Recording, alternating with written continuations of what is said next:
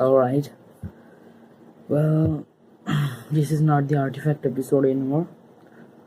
This is we are building a new project named Book of Love. म्हणजे मला एक आता स्टोरी लिहायची आहे, म्हणजे एक नवीन प्रोजेक्टवर काम करायचं आहे आणि त्या प्रोजेक्टचं नाव आहे बुक ऑफ लव्ह. तर याच्यासाठी आयडिया जनरेट करण्यासाठी हे व्हिडिओ आहे. सो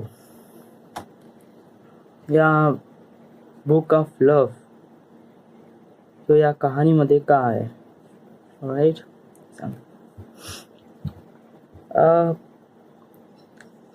याच्यात एक मीनिंग आहे.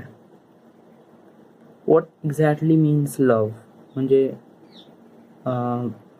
एक लव्ह, प्रेम, या जे काय म्हणते रिलेशन बिटवीन, ते एक्झॅक्टली असते का, ते शो रिप्रेझेंट करण्यासाठी हे मूवी आहे. याचं नाव तुम्हाला बिलकुल आवडत नाही, तर त्यामुळे मी याचं नाव लिहितो बुक ऑफ लव्ह.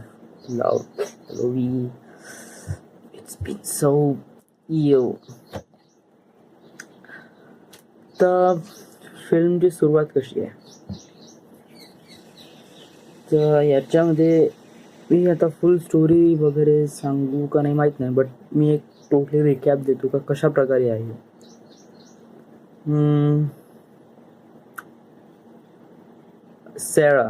सेरा नावाची एक मुलगी असते.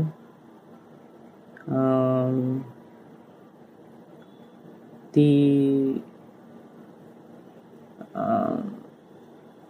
हायस्कूलमधून कॉलेजमध्ये जाते. देन एक बंदा आहे, एक मुलगा आहे जो तिला लाईक करतो, दुरून बघतो, and then he propose. But she reject, कारण सेराने त्या बंद्याला कधी पाहिलं नव्हतं, इवन आय कॉन्टॅक्ट पण केला नव्हता, आणि तो जस्ट आला आणि आय लव्ह यू म्हणलं. So she reject, of course anyone reject. Then what?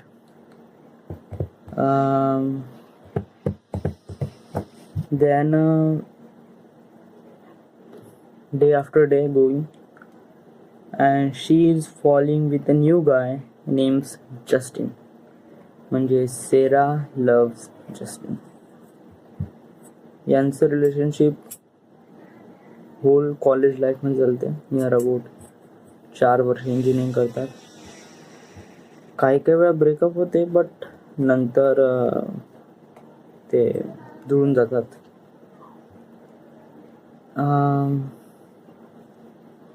4 वर्षानंतर त्यांना काही बिग स्टेप्स उचलायचे असतात.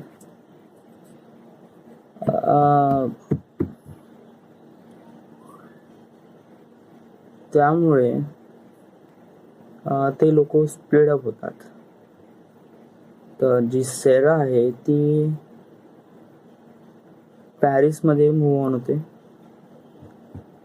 आणि जस्टिन आहे तो लंडनमध्ये. म्हणजे त्यांच्या जॉब थ्रू त्यांना जावं लागतात. पण ते जायच्या अगोदर एक प्रॉमिस करतात की आपण एकमेकांना कधी विसरायचं नाही, नेहमी सोबत राहू, वगैरे वगैरे. काही प्रॉमिसेस करतात की ऑलवेज स्टिक टुगेदर, वगैरे वगैरे. Okay. Then Sera goes to पॅरिसमध्ये जाते ती. तिथे तिला जॉब भेटते, काफी सहजतेने भेटते. करीब 1 हफ्ता ते जॉब करतात. म्हणजे जस्टिन आणि सेरा याच्या अगोदर कधी एवढ्या दूर गेले नव्हते. ते जस्ट 1 हफ्ता झाला नाही, त्या दोघांना बिलकुल बहुत बेकार होता. तर त्यांनी काय ठरवलं की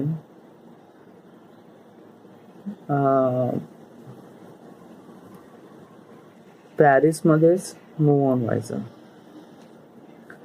तर जस्टिन एक हफ्त्यावर पॅरिसमध्ये येतो. तो म्हणतो की मी तुझ्याशिवाय राहू शकत नाही, आणि शी सेज मी पण तुझ्याशिवाय राहू शकत नाही वगैरे वगैरे. तर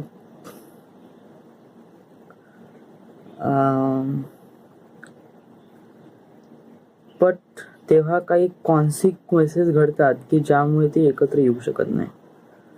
म्हणजे जेव्हा फर्स्ट टाइम ते पॅरिसमध्ये येतात, म्हणजे जस्टिन पॅरिसमध्ये येतो तिला भेटण्यासाठी, फर्स्ट मीटिंग होते त्यांची. त्यांचे पॅरेंट्स त्यांना काहीच म्हणत नाही. ते म्हणतात की ठीक आहे, तुम्ही तुमच्यावर हे करता, तर तुम्ही हे करून घ्यावं, म्हणजे शादी करून घ्या, मॅरेज करून घ्या. तर तेव्हा खूप भयानक होते. तेव्हा काय होते की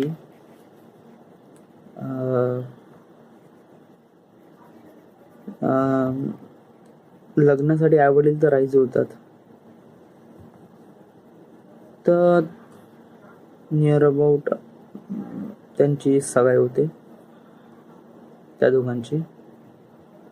अँड देन त्यांची शादी राहते 31 डिसेंबर 2018 मध्ये त्यांची शादी असते. एक मिनिट.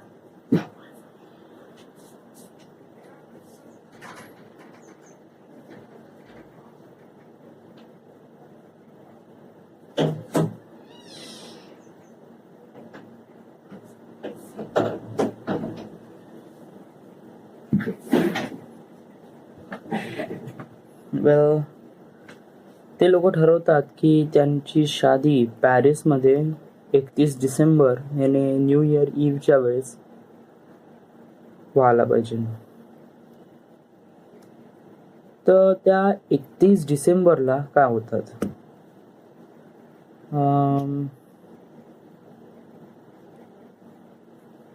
तेव्हा होते की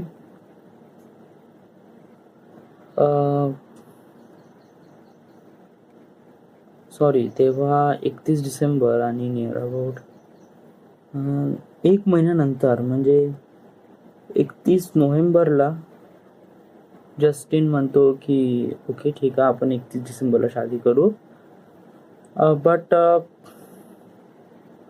फर्स्ट मी तिथून बदली करून येतो वगैरे वगैरे, म्हणजे लंडनमधून पॅरिसमध्ये. शी सेड ओके, मग then we stay in here Paris. तर तेव्हा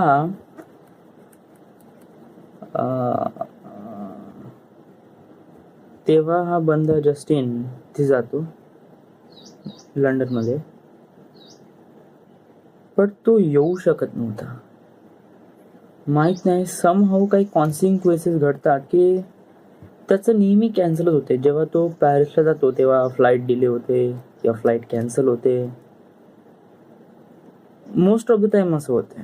जेव्हा तो जातो तेव्हा काही ना काही घटना होऊन त्याला पुन्हा परत लंडनमध्ये किंवा अदर स्टेशनमध्ये पॅरिसमध्ये नेतात. तर कधी कधी जस्टिन पॅरिसमध्ये गेला तर सेरा भेटत नाही. कधी कधी सेरा चालले जातात इकडे तिकडे. ते कधी कधी कॉन्टॅक्ट करतात, पण कॉन्टॅक्ट कधी कधी होत नाही. कधी कधी फोन डायव्हर्ट होते, तर व्हॉइस कॉलिंगमध्ये जातात. तर कधी कधी मिसअंडरस्टँडिंग होते दोघांमध्ये, कधी कधी झगडा होते वगैरे वगैरे. तर असं दोघांसोबतही होते. म्हणजे नियर अबाउट ते 4 वर्षापासून रिलेशनशिपमध्ये आहे, असं त्यांच्यासोबत कधी नाही घडलं. आणि आता शादी करताय तर हे असं काय घडत आहे. तर ते लोक, म्हणजे ते जस्टिन आणि सेरा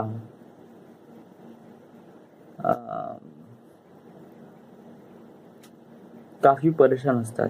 तेव्हा एक जस्टिनचा मित्र असतो ख्रिस्तोफर, जो त्याच्या कंपनीमध्ये त्याच्यापेक्षा हायर पोस्टवर असतो. तर तो सांगतो की मी भेटू शकत नाही वगैरे वगैरे.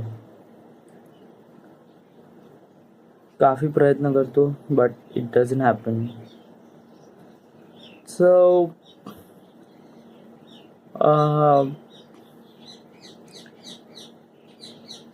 तर भेटू कसा आहे, तर बहुत थिंक करतात.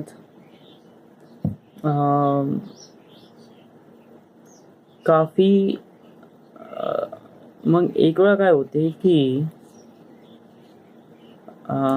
ख्रिस्तोफर जस्टिन सोबत पॅरिसमध्ये येतो. हे दोघे जण पॅरिसमध्ये आले.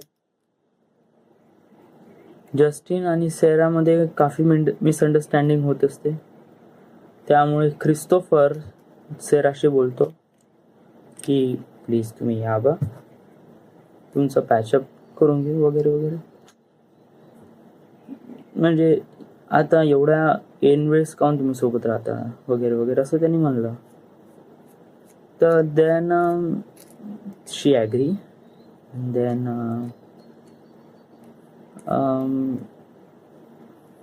मग ती भेटायला जाते हॉटेलमध्ये. तिथे ख्रिस्तोफर आणि जस्टिन होतं. बट तेव्हा ती त्याला भेटू शकत नाही, कारण जेव्हा ती बाहेर निघते ट्रॅफिकमध्ये जाते तेव्हा तिच्यासमोर एक ॲक्सिडेंट होतो. काफी मोठा ॲक्सिडेंट होतो. त्यामुळे तो हायवे ब्लॉक होतो. तर त्या हायवे थ्रू त्या हॉटेलमध्ये जाणं इम्पॉसिबल होतं. तर शी सेज, म्हणजे ती जेव्हा जस्टिनला फोन लावते तेव्हा जस्टिनला फोन लागत नाही. ख्रिस्तोफरला फोन लावते त्या ख्रिस्तोफरला फोन लागते. म्हणते की भेटू शकत नाही वगैरे वगैरे, असा प्रॉब्लेम झाला आहे. ओके ठीक आहे, तर आम्ही येतो बा तुझ्यापाशी, तू आहे कुठे? तर शी इज एम हायवे 26 वगैरे, इथं आहे मी. ओके ठीक आहे. तर ते प्लॅन ठरवतात की तू आयफिल टावरवर आहे, तिथून जवळच आहे. तर ती तिथून आयफिल टावरवर जाते. तर त्यात जस्टिन आणि ख्रिस्तोफर दोघ जण गाडी करतात निघतात. बट दोघांचा ॲक्सिडेंट होतो तेव्हा म्हणजे असं मायनरचा ॲक्सिडेंट होतो. त्यामुळे जस्टिनला चोट लागते. ख्रिस्तोफर चांगलाच राहतो. समहाऊ एनर्जी या दोघांना स्प्लिट अप करत असते. कधी कधी कार, तर कधी कधी असे काही कॉन्सिक्वेन्सेस घडतात की त्यामुळे दोघं भेटू शकत नाही. इवन कॉल सुद्धा करू शकत नाही. नियर अबाउट 20 दिवस झाले या दोघांनी एकमेकांचा चेहरा किंवा बोलणं सुद्धा ऐकलं नव्हतं. जेव्हा ख्रिस्तोफर जस्टिनला फोन देतो तेव्हा कशाप्रमाणे वीक सिग्नल्स येतात, त्यामुळे ते दोघं एकमेकांशी बोलू शकत नाही. बट ख्रिस्तोफर लावतो तेव्हा चांगला. तर तेव्हा ती म्हणते का जस्टिनचा ॲक्सिडेंट झालाय. ख्रिस्तोफर म्हणतो मी याला हॉस्पिटलमध्ये घेऊन जातो. तर ती म्हणते ओके मी पण येतो. तर हा ख्रिस्तोफर जस्टिनला घेऊन हॉस्पिटलमध्ये जातो. बट सेरा ती येऊ शकत नाही. तिच्यासोबतही काही कॉन्सिक्वेन्सेस घडतात. काफी मिसअंडरस्टँडिंग होते कधी कधी, किंवा हॉस्पिटल चुकीचं राहते त्यामुळे. तर ती जस्टिनला भेटू शकत नाही. तर शी सेज हे का होत आहे आपल्यासोबत. तर ती त्रास होऊन जाते. जेव्हा ती घरी जाते तेव्हा ती म्हणते, तेव्हा तिची आई म्हणते, सेराची आई म्हणते की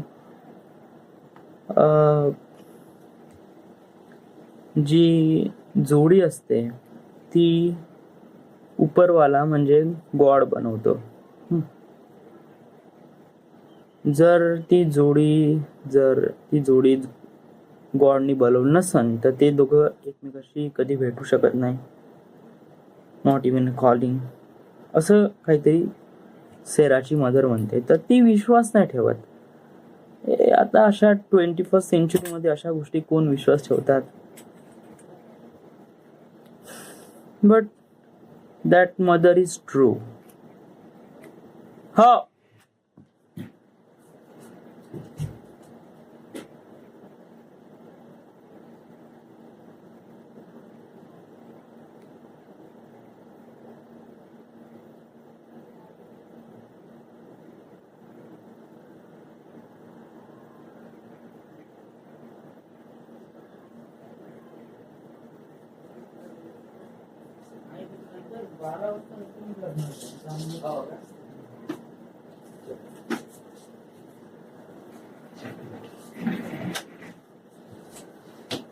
अभी कोणासोबत चॅटिंग करत होता रे बा? Oh, मी म्हटलं मी स्वतःहून